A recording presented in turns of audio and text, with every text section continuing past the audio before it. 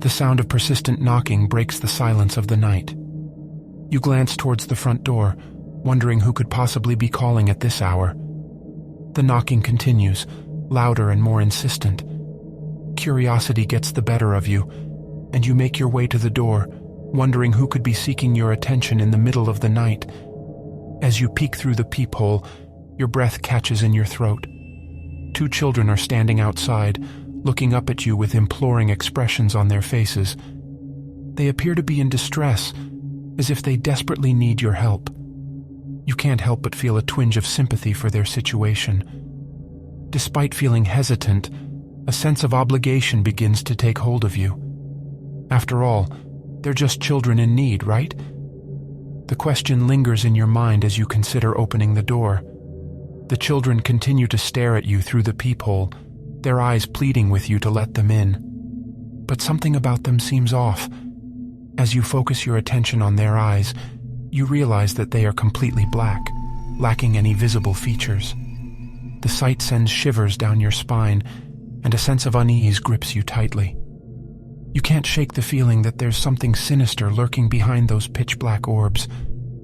The kids continue to ask to be let in, their voices desperate and urgent. But as the fear grows stronger inside you, you begin to understand that something is terribly wrong. As you step back from the door, a deep sense of dread settles in your gut. You feel that opening the door would mean facing unspeakable horrors that you can barely comprehend. Your mind races with the possibilities of what might happen if you let them in. Their pleas resound in your head, and you fall into almost a hypnotic trance. You fight with all your might to ignore their demands, and with a final surge of courage, you firmly decide to keep the door locked and ignore their desperate pleas. The knocking and the children's voices eventually fade away, leaving behind an eerie silence. You're left with the lingering sense that you've just escaped a terrifying encounter that you may never fully comprehend.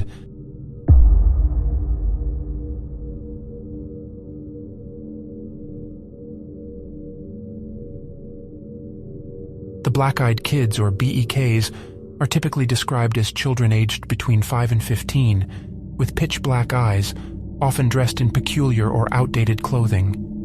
The term stems from journalist Brian Bethel's first recordings of an encounter with the black-eyed kids in the 1990s. He simply called them that because of their most prominent feature, and for a lack of a better term for whatever they may be. Their demeanor is unremarkable and subdued.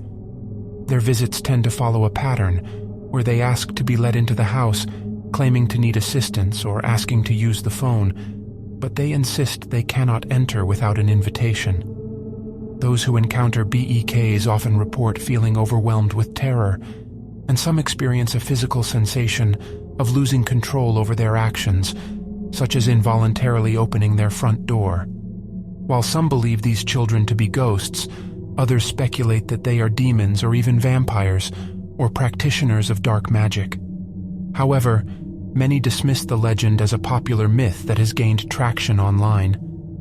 While skeptics assert that the legend of the black-eyed children began with a creepypasta story, others contend that tales of BEKs have been around for much longer than that, even as early as the 1950s.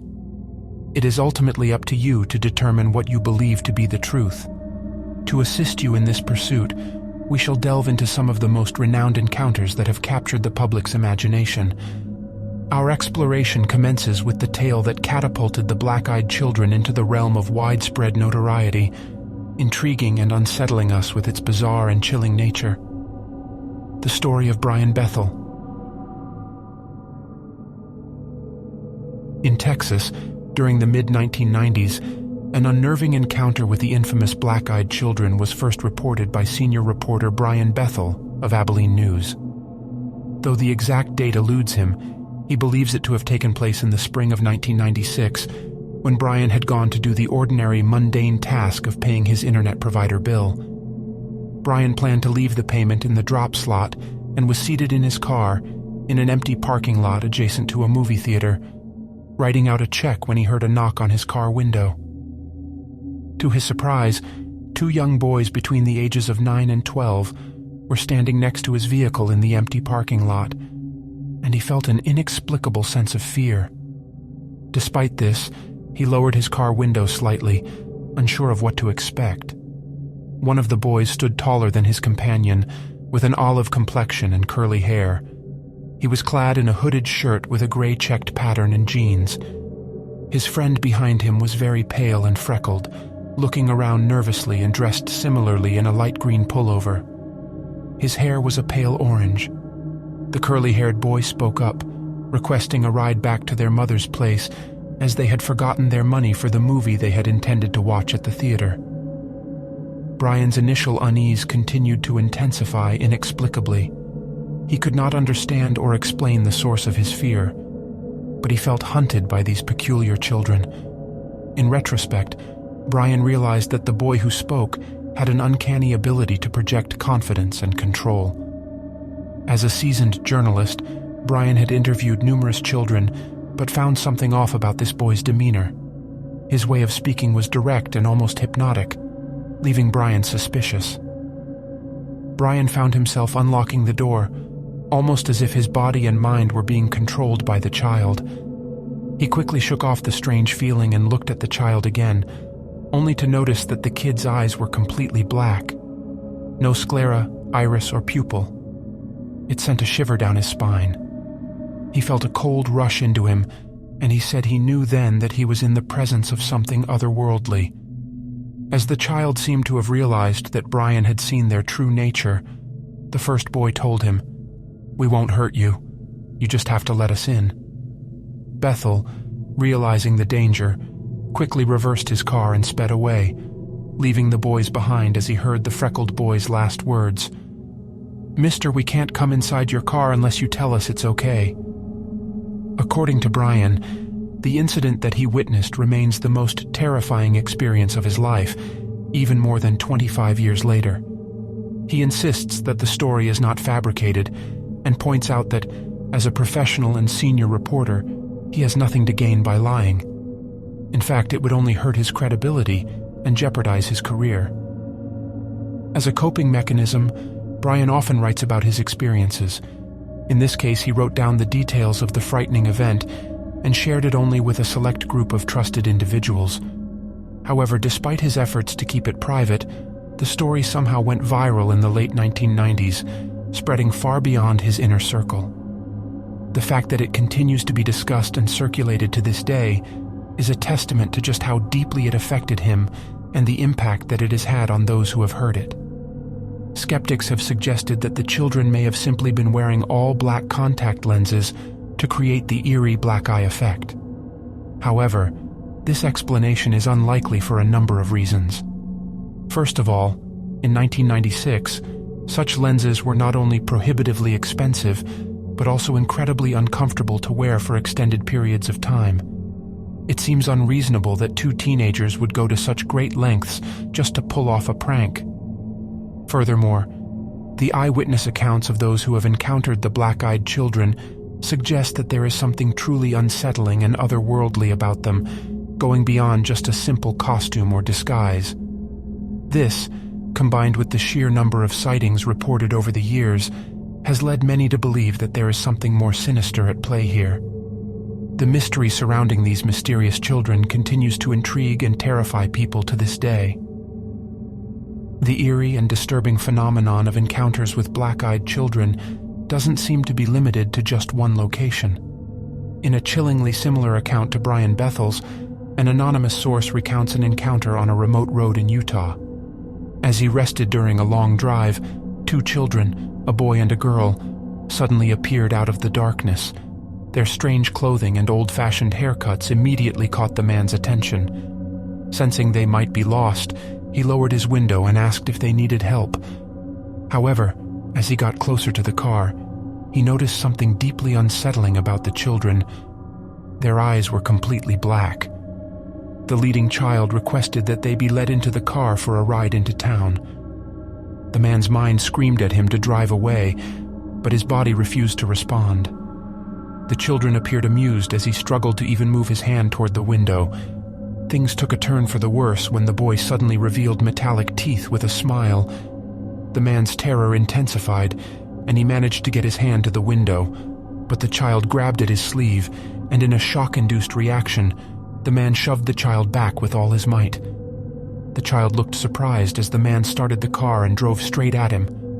The child was hurled out of the way, but when the man looked back, he saw the child standing up and brushing himself off, a haunting image that would stay with him forever. This second story bears striking similarities to Brian's account. Firstly, the profound sense of terror that grips them, despite the apparent absence of a rational basis for such fear.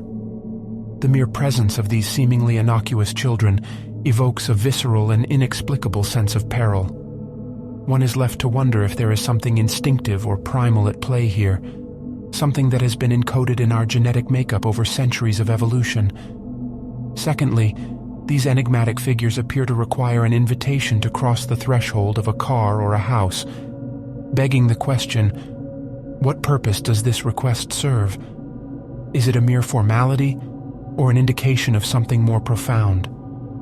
Perhaps it is a way for these mysterious beings to gain some measure of control over the situation, or perhaps it is a symptom of their otherworldly nature. Only through careful contemplation and analysis can we hope to unravel the mysteries of this perplexing phenomenon. Share your theories in the comment section below. Which brings us to our final encounter story, which transports us to the misty moors of Cannock Chase, located in the verdant countryside of England. Here, amidst the tranquil beauty of the landscape, lurks a tale of horror and mystery. It seems that the black-eyed children are not a phenomenon restricted to the United States alone, for stories of their eerie presence and otherworldly demeanor have spread across the globe. Located in Staffordshire, England, Cannock Chase is a designated area of outstanding natural beauty in the West Midlands. Despite its picturesque surroundings, the area has a dark past, marked by the murders of 3 young schoolgirls in the 1960s.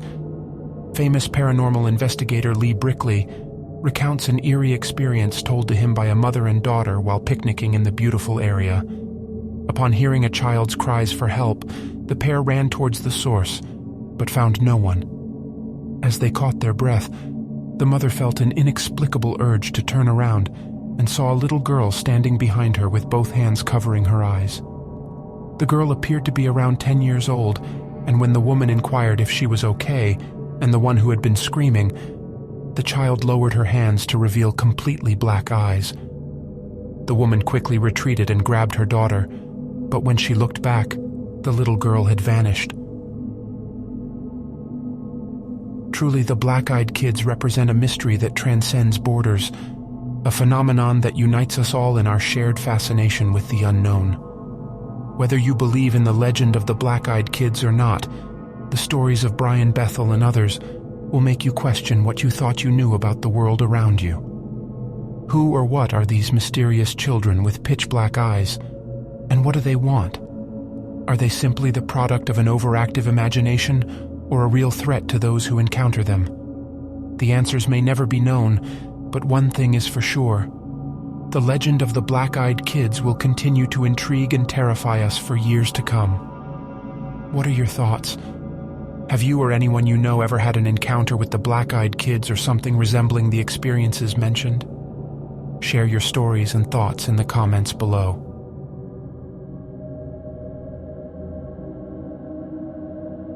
Thank you for watching.